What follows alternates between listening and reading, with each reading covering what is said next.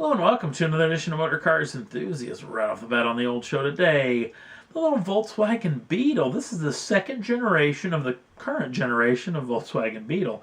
I have to say that they did an excellent job on this machine. That chop top really made it look great, but sales really haven't been as great as Volkswagen was hoping for. And if you believe what's said in a popular German publication called Der Spiegel, this machine apparently is on the chopping block. Volkswagen's already killed off the Volkswagen EOS.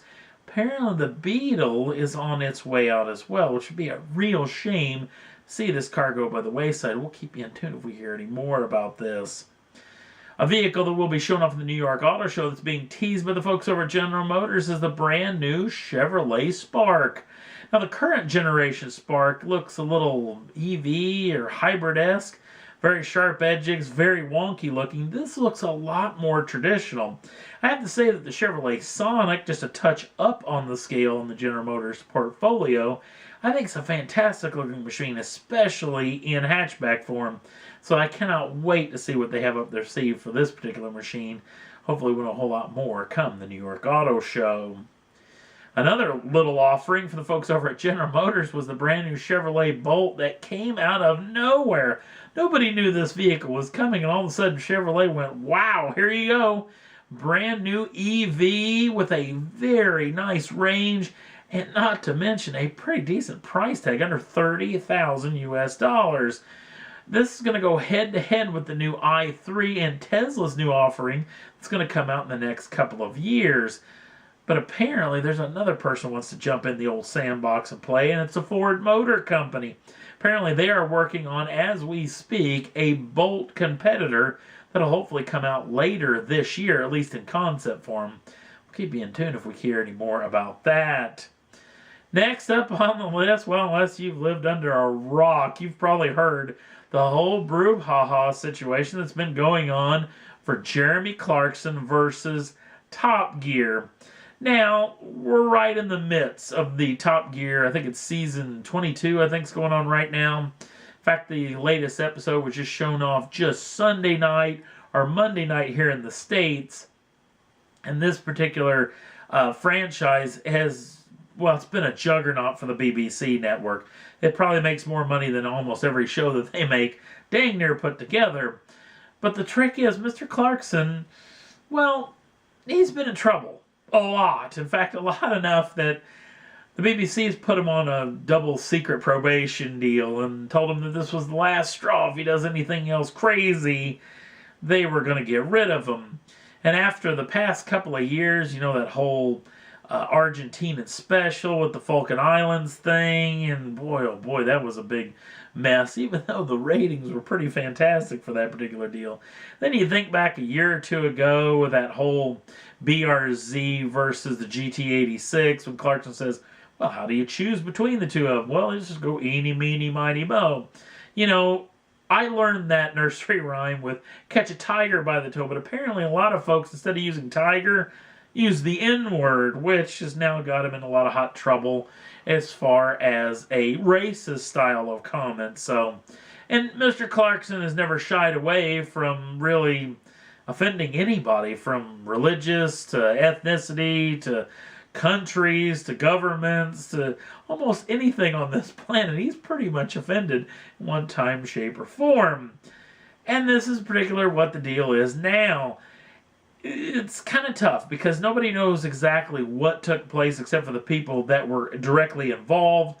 But from what little bit I've heard it's either been a situation where Mr. Clarkson has accosted a Top Gear producer. Now, he's been at odds with the producers and been at odds with the BBC for several years. Well, apparently this boiled over while having a meal. Clarkson either grabbed at a handbag, there was some pushing or shoving, possibly a punch thrown, possibly a punch landed as far as coming from Mr. Clarkson to this producer, which I will not name, so since in dragging him through the mud as well.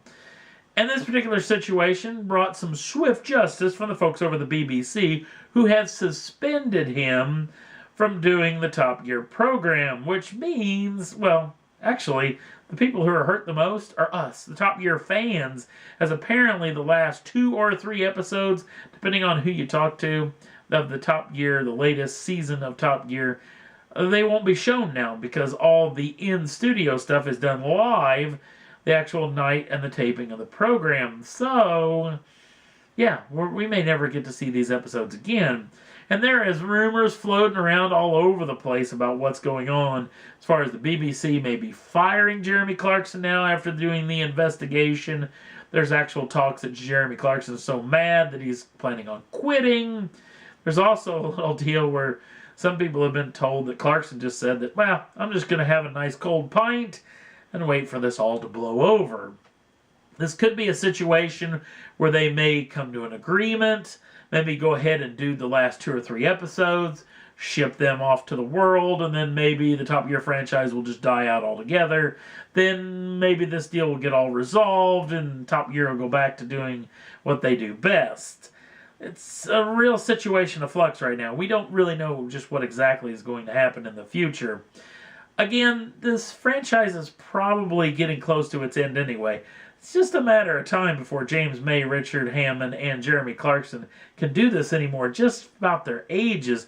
Not saying anything offensive about those guys, but gosh darn it, we are all getting a tad bit on the old side, so it's going to come to an end anyway. Now, the trick is, too, the Top Gear franchise makes a mountain of cash for the BBC. So seeing something getting worked out is probably what's going to happen. Especially you think about all the other franchises that are around. You know, Australia's got a Top Gear, Germany's got Top Gear, South Korea, France, America. There's tons of Top Gear franchises that are run all over the world. What could happen to those franchises if the original, the main ship dies? So it's an interesting situation. I know there's going to be a whole ton more come out before the next episode, so tune into it, and we may have some more new information.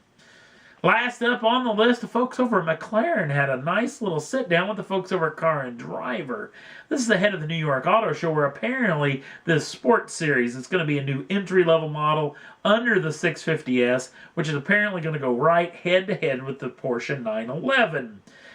But the folks over at Car and Driver put a little questionnaire out to the folks over at McLaren, one of the heads over there, and said, would you ever consider a hybrid? Even though when you really think about it, the P1's kind of a hybrid.